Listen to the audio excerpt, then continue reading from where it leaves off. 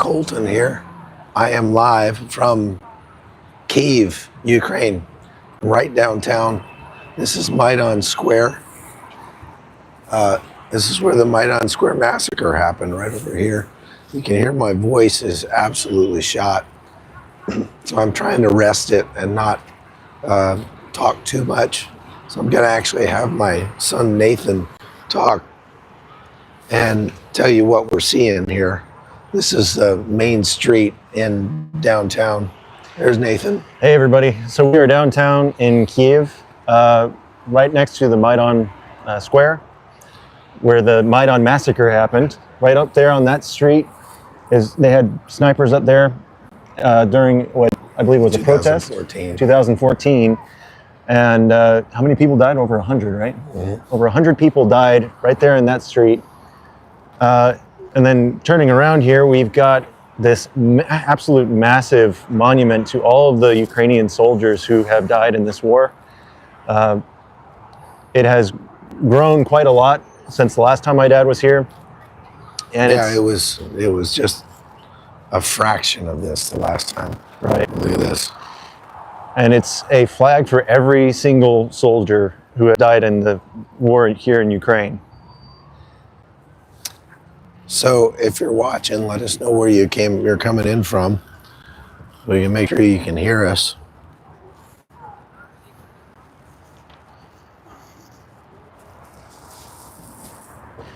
So this is a very solemn reminder of why this is important. I mean, these men died defending their country. They didn't die for no reason. They died because a tyrannical country was trying to invade their own sovereign country. And still is. And still is. So these monuments are very important to remember, to see and remember why they are fighting. There's a drone pilot.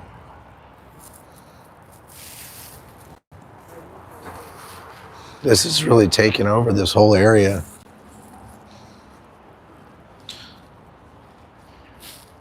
Y'all please pray for my voice, because I'm going to have to get my voice back if I'm going to do any work out here.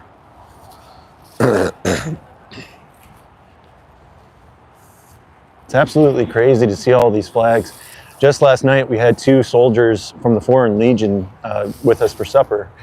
And those guys kind of told us their story. They've been here since the beginning of this war, 3 years ago. And they were telling us the kind of circumstances that they have faced.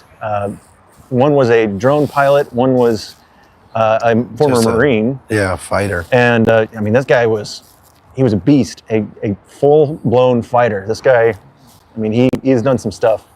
He was telling us the stories of them fighting in this war, and it was almost unbelievable. Like, it could be a plot to an action film, because the amount of shelling and attacks that they had faced was unbelievable.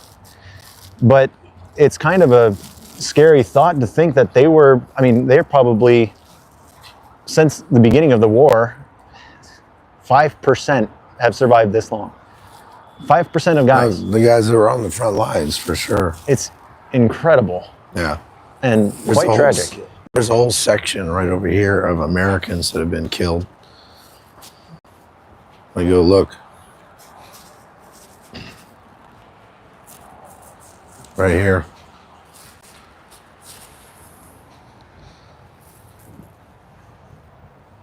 These are all Americans from the Foreign Legion. These are people who volunteered to come here and fight. Just because they believed it was the right thing to do, just because they wanted to stand up against evil, and they wanted to do something and not just stand by and let this happen. And no matter what you think about this war, I think you have to respect that at least. Right?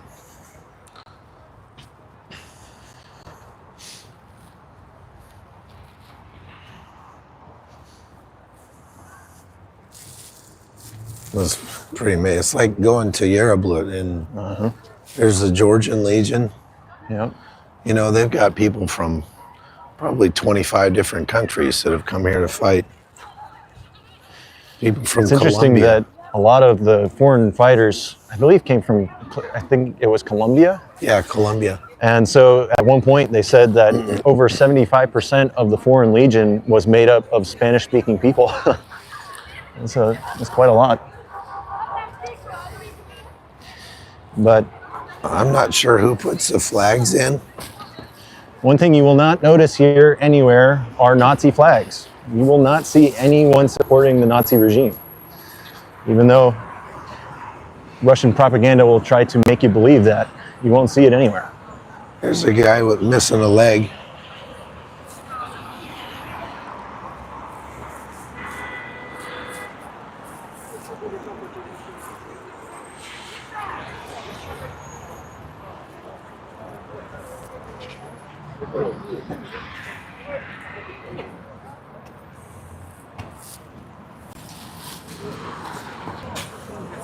One thing you also notice is that there are plenty of men, right?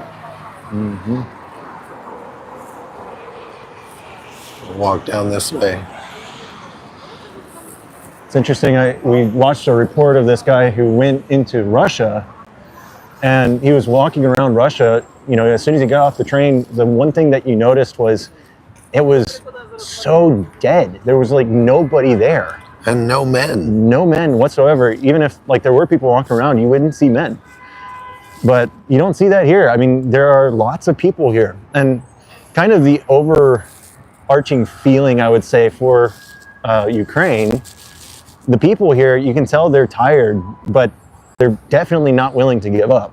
No. But you can tell they want peace. And Yeah, no I mean, question. every country that is currently being invaded wants that. They don't want to be in war, but they have to protect their own land from, you know, outside tyrannical forces. So the presidential palace, or I guess, you know, like the White House, would be right up that street. Just over the hill there. That's the Hotel Ukraine up there. I've stayed there before. This is something else that I found interesting. You see all over Kiev, just the scars of the beginning of the war. Yeah. Because Russia, they took up to this point, didn't they? No, they didn't get in here, but Yeah. they were planning on it, and they still are. But even here, like you see piles of these all over. All of these anti-vehicular caltrops. Yeah, they've been Just here since everywhere. the beginning. Yeah, and then you can tell they're all rusted out. They haven't been used for a very long time, but they're still here. And you'll see checkpoints all over. You see, especially on the outskirts where we're staying, all throughout the woods there, it's just battle scars of, I mean, craters and bunkers all throughout the woods. Just all of these fortifications to try to prevent the entry or easy entry into the city. Well, look at that right there. There's two military-age males. Yep. So they're not grabbing people off the street.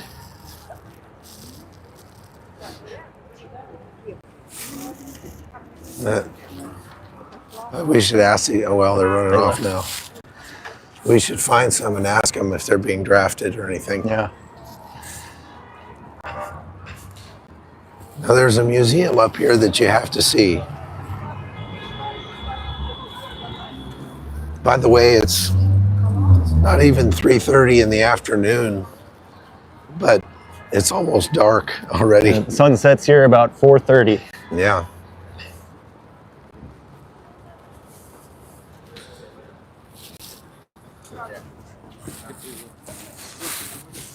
And up here,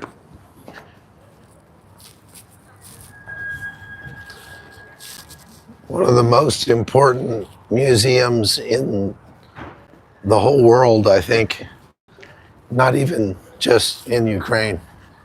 The Museum of It's a Jellyfish. Museum of Jellyfish. Very important. I don't know I have no idea what that's all about. I'm guessing it's cracks a me museum up. for jellyfish.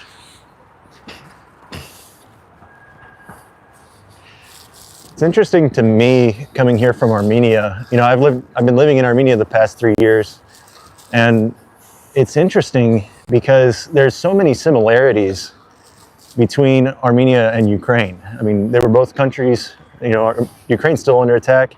Armenia is still under attack from Azerbaijan. American flag right up there. The fascinating thing is, you know, you have that same feeling of the people don't want war. They want peace, but they can't have it. And it's interesting how even though they're a country under attack, you see people trying to make the best of things. They go about their lives. They try to live a normal life. And we saw this in Israel as well. You see people out and about, just being here since yesterday?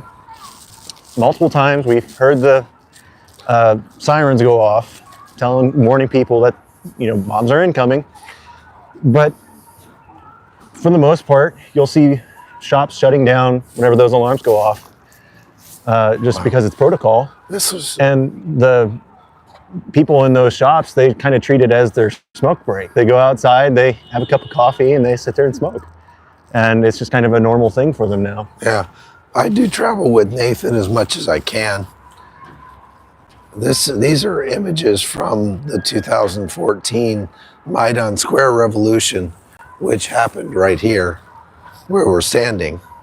And I was here for this. I was here during that, and saw all of this. As a matter of fact, let's see if there's some photographs here.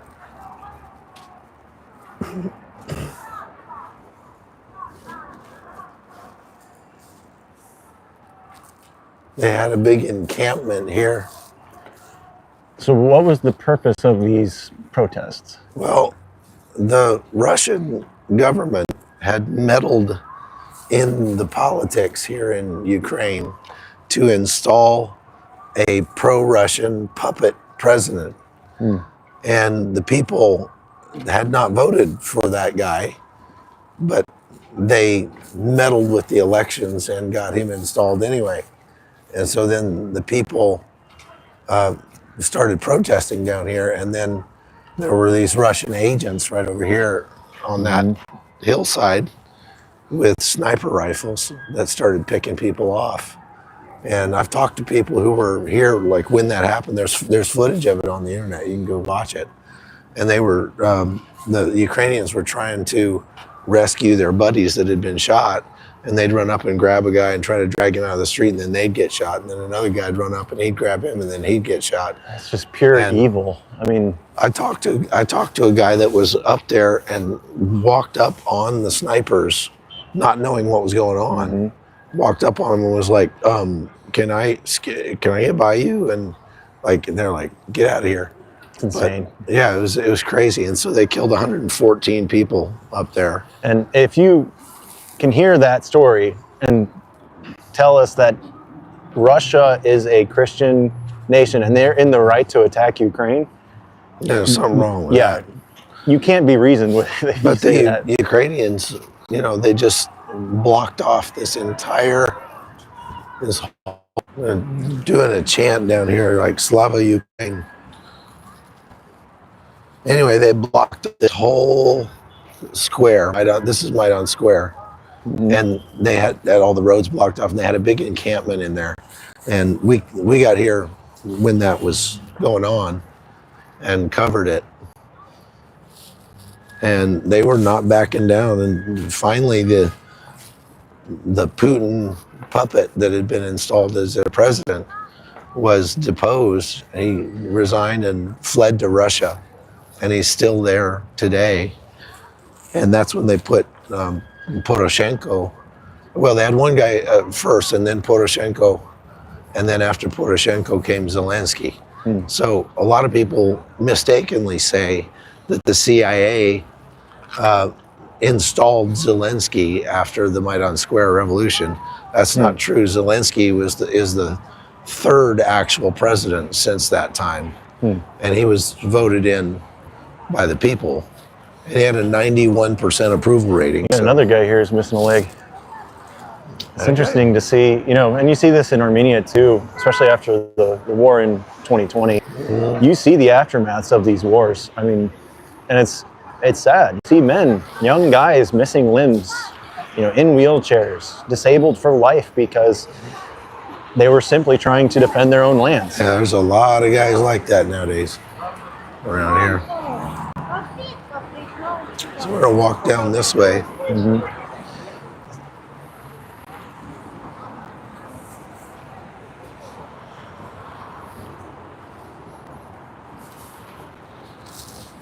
It's about 30 degrees out here right now. Pretty cold. It's tough fighting weather for sure. Yeah. Talking to those guys last night, these two Americans, and they were telling us about last winter. And one of them, the story he was telling, he said he was in a building and the Russians knew where they were and they were just hammering that building, just shelling the crap out of it, hitting it with everything they had. And he could hear floors above him collapsing because they were hitting this building so hard, but there was nowhere for them to go until sunrise. So he said he just took off all his kit and said, screw it, I'm gonna go to sleep because if this building collapses on me, I don't want to be awake for it. And so he took off all his kit and he just fell asleep. And he said he woke up a few hours later, their building was still there, still getting hit.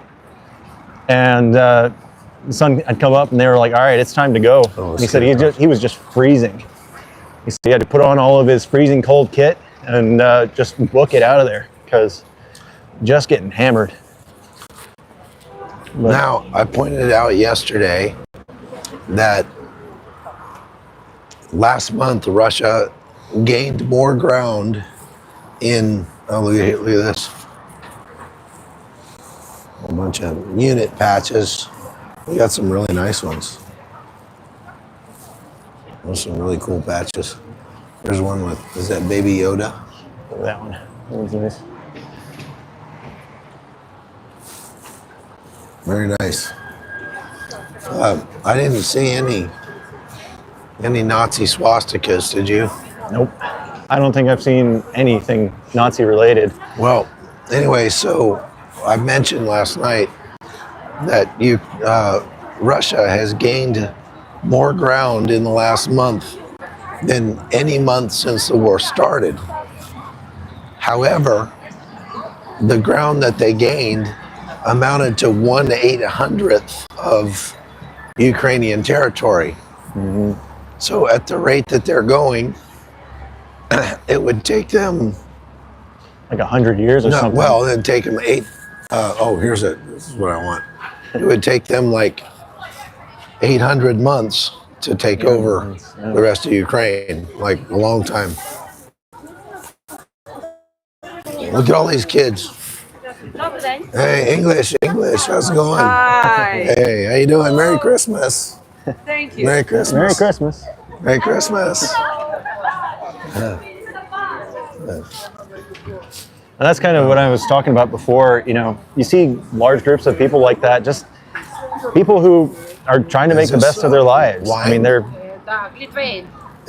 trying to make a living, and they don't want to constantly be living in fear, constantly be afraid of what could happen.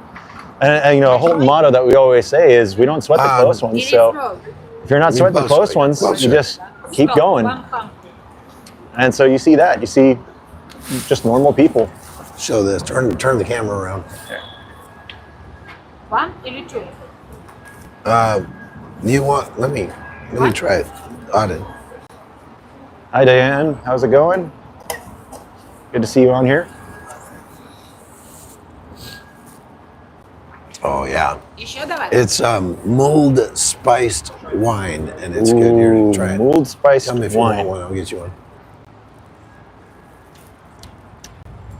That's interesting. Yeah. You want one? It tastes no. Oh, okay. Good. Oh, It tastes very festive. Oh then. Show.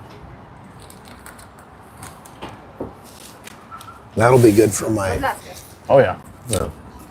Дякую. Yeah, if you're just joining us, please pray for my dad's voice. Oh.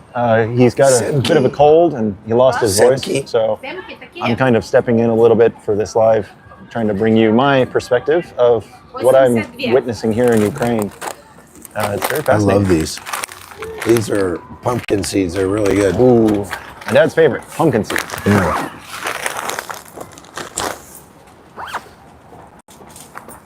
Right now we are on the center streets of Kyiv, kind of wandering around, showing you what life is like here. And look, it's 4 o'clock in the afternoon, less, and It's there's all getting- these people out. Look how many people are out on the street. Look at this guy, There's a minion. very scary minion. It's like a Mexican minion. he's got a mustache. Oh yeah, that hits a spot. Yeah. It's a mold spiced wine that they sell here. It's hot and it's got lots of cinnamon and nutmeg in it, and it is good. Very festive. Tastes like Christmas to me. Really good. There's a cool store right here that's got really awesome T-shirts and stuff. We're gonna go and look in there. You got this store here. New Ukrainian Army store.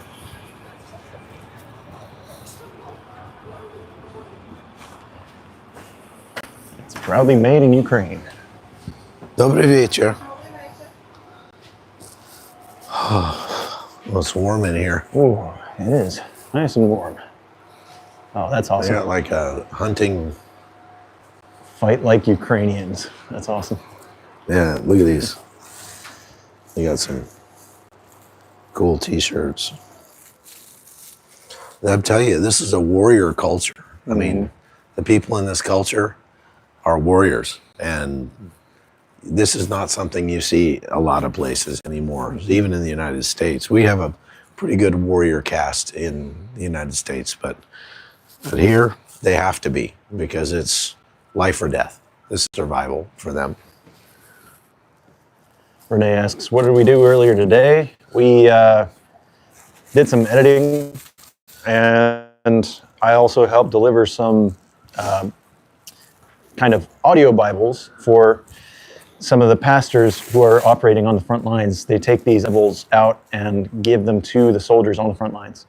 So I helped deliver some of those. The problem was we got to the shipping station, and There was an air raid. Yeah, there was an air raid, so they shut down the shipping station. And I can feel my throat getting better already. These are great. All right, do you speak English? So. Yeah. How do you think people feel right now about the war? And I mean, I know I think we're strong. you're strong.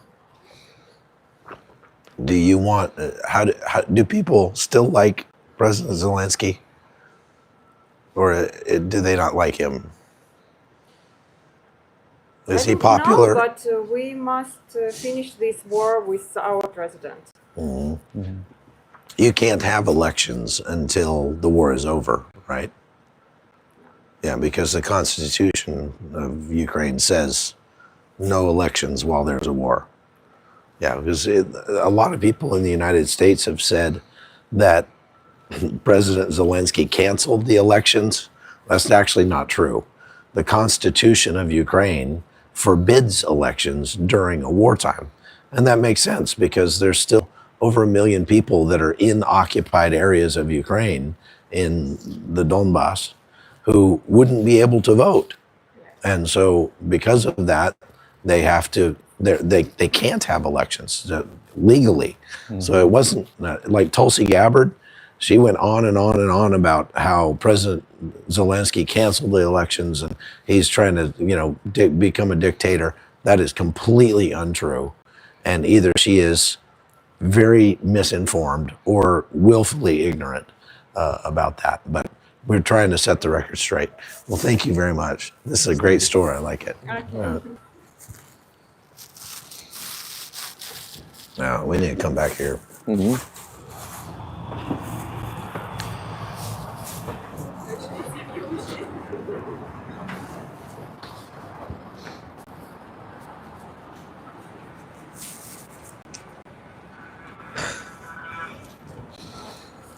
Jeez, oh, Pete, what?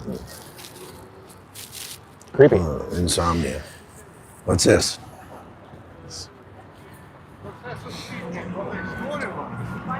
It's one of these If you can do. kind of scam things where they have the spinning bar that you're supposed to hold on to. Oh, that's right, it is. Yeah. It's a They, spinning they try to bar. give you money. Yeah. Yeah. Oh, you It's a just have total to. It's not how many chin-ups you can do. No, that's how long you can have hold to on. But hang it's, there for 2 the minutes. bar spins, and so you can't really hold on to it. Yeah. They've had that there for a long time.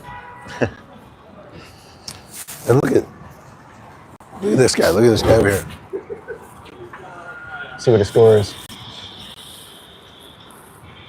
9/11. Oh boy. Like, there's 3 military-age males right there. They're not being dragged off to war. Nope. They're not being. They may have been drafted. I don't know. I'm going to ask him.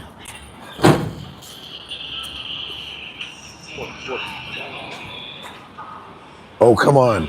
9-10. Your turn. You speak English? English? No, English. 50-50. 50-50. Okay, I want to watch. Let's see how it goes. Ready? Come on, man. Oh, man. No, Five. man, I am. But Football player. how old are you? Huh? How skilled can you? 22. 22. Years old. And you're not going to the front? You're not in the army? No. Not yet. Did you volunteer? No, I am student. Oh, you're a student? Yes. Oh, great. Okay. Slava Ukraine. Yeah. Here, let me do it for no money. All right, here we go. Okay, ready? Here we go. Let's see what he gets. You gotta at least beat that guy, Dad. Come on. 8. Oh. No. A Okay. little out of practice. Okay. He's sick. We'll give it to him. Yeah, I'm decrepit. I'm old. I don't think decrepit is a word that Chuck Holton knows. There's It's interesting walking around Ukraine. I see the similarities between Ukraine and Armenia, and my heart goes out to these people because, like I said before, they want to live a normal life. They want to be able to have a peaceful life. yeah. And so I think that's what everyone who isn't evil really wants. They want to have a peaceful That's life. right. Even the people in Russia, they want Yep. that. I've always said that people don't go to war. Mm-hmm. Governments go to war, and the people are the ones who suffer for it. Mm-hmm.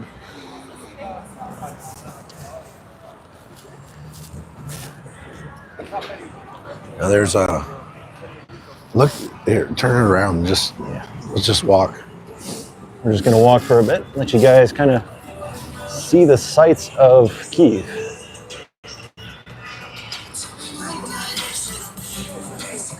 There's people out out enjoying themselves. Mm-hmm. So that was interesting. Those 3 guys we talked to, they're students, so they don't have an exemption. They're not at general mobilization yet. No. They're taking volunteers. You know, anybody that wants to volunteer from 18 to 60 can Which go is, join I the mean, Marine. that's pretty crazy. 18 to 60. That's Yeah, in pretty old for volunteers, but the United States, you can only volunteer for the military up to age 34. age 34. Yeah.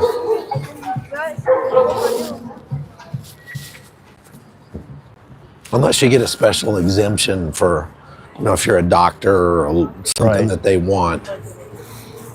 you can get a special exemption, but to just volunteer. Well, folks, we've got about 700 people online. Hit the like button and also subscribe if you haven't. Make sure your notification bell is turned on. That way you get notified every time we go live. We're going to be doing quite a lot. Tonight we're getting the train to Kyiv, and then we'll be traveling around near the front line, going around getting footage, getting interviews, talking to people out there, bringing you the real story of what's happening in Ukraine, giving you a real update. So this is the main government building here. And they've had that banner up there for a couple of years. And the Mariupol defenders are the ones who were at that Azovstal steel works and were captured, and are many of them still being held as prisoners of war, being tortured and all sorts of things in Russia. So they've been trying to get them released for a long time. Over here, we have some, I think, Moonies. And these guys have been out here for years as well. They're out here every day. I don't know what if they're praying or doing some kind of Tai Chi or something, but Looks like they just really want a hug. yeah, they probably wouldn't like it if I went and hugged them. Oh, They're like, get away from me, sick man. yeah.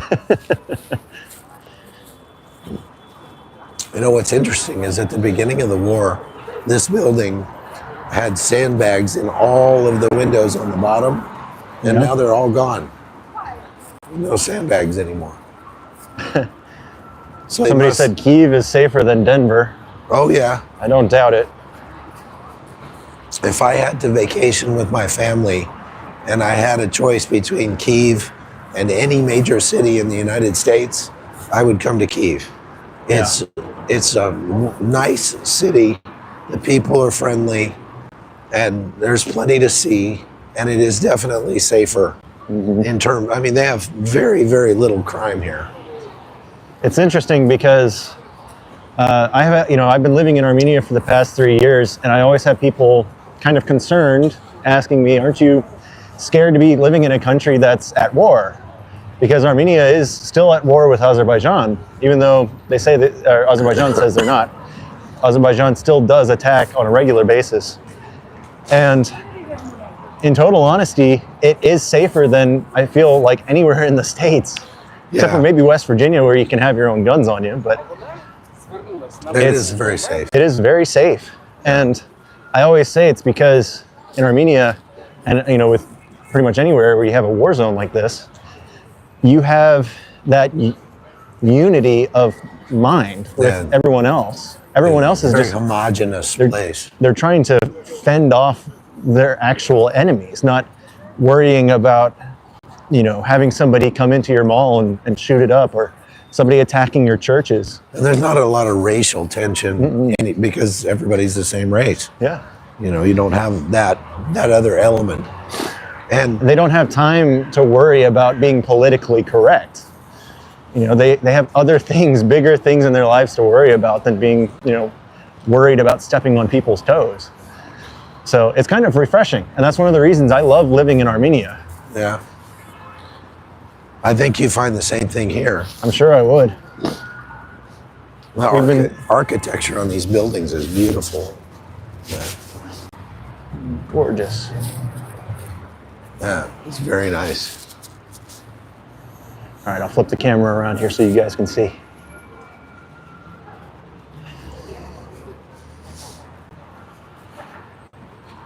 This is a beautiful city, for sure.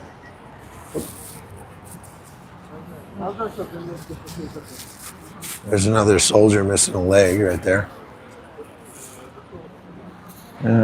It's interesting how, I've seen a lot of footage of this war, and it's crazy to me how warfare has completely changed because of this war. Yeah. And before, everything you could think of for normal tactics, what you would call normal tactics in a normal war, they don't apply to this war. Like you can't outrun a drone. Like drones are way faster than you. Yeah. You can't really hide from a drone. Like if it sees you, it'll see you. Like it can follow you pretty much anywhere. And So much of this war has gone underground. That all the soldiers, when you get out to the front lines, you don't move in the open ever. Yeah, you move in the open, that's like a death warrant. Yeah. I was talking to a guy last night. He's a drone operator for the Ukrainians. He was a guy from Tennessee, and I asked him. I said, what is the best way to kind of hide from drone? How do you counter drone warfare? Like, how do you survive in drone warfare? And he said, never be anywhere more than 3 seconds away from cover, not concealment. Because he said a lot of guys make that mistake where they find concealment, but drones can get through that. Now, I want to show you this souvenir store. There's something in here that is instructive for some of the propaganda that you hear in the United States about Ukraine. So come in here. Dobry wieczór.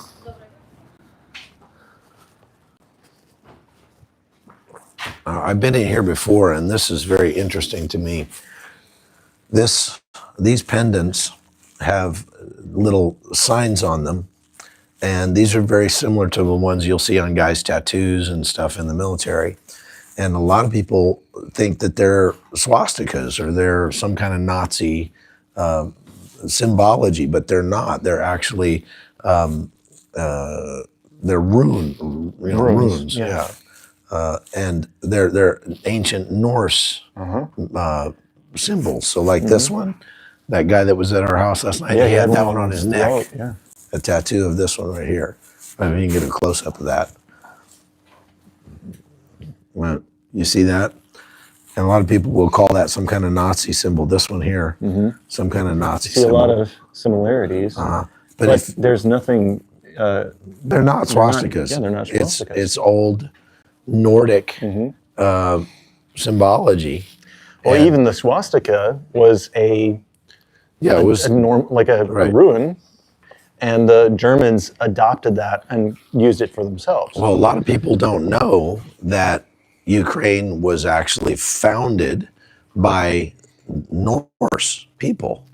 So Vikings came down here, and that's where Ukraine came from. As a matter of fact, my wife and my son Nathan are Nathan's half Norwegian, and Nathan, your 40th great grandfather was it's called Yaroslav the Wise, and he was the one who built St. Sophia's Cathedral here in Kyiv, and so we actually have a connection to Kyiv. It was interesting when they went there. Look at this beautiful pottery here.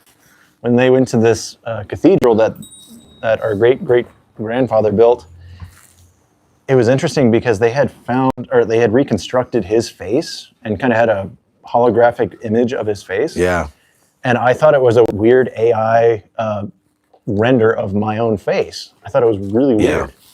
Well, very clean genes, Look at these beautiful eggs. They're gorgeous. There's some just very intricate designs and stuff. It's beautiful.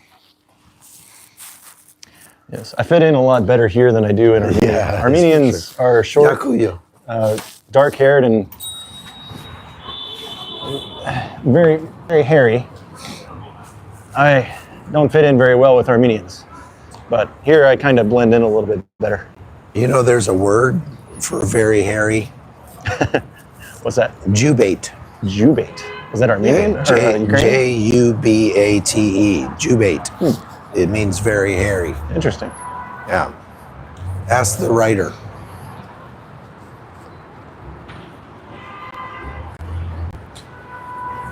So, let's turn the camera around. You can see here, just people out taking a walk. Yep. It's life as normal as they can be. Having coffee, doing their thing.